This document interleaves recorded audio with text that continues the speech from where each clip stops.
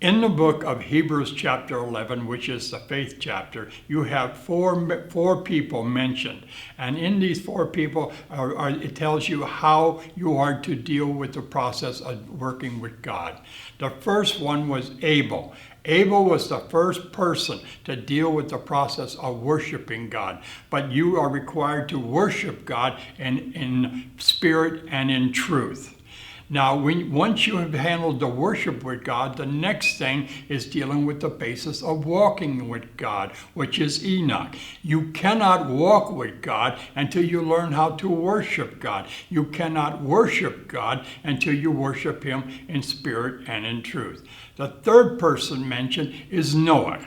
Noah is the first person mentioned that worked with God. You cannot work with God until you have walked with God. You cannot walk with God until you have learned to worship God, and you must worship Him in spirit and in truth.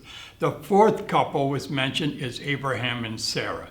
They've received progressive revelation on the basis of God and His covenant. You cannot receive progressive revelation until you have the ability to work with God. You cannot work with God until you have walked with God. You cannot walk with God until you worship God, and it must be worshipped in spirit and in truth.